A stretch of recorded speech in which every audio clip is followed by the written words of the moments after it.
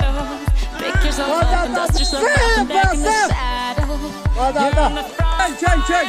Everyone's watching. You know it's serious. We're getting closer. This isn't over.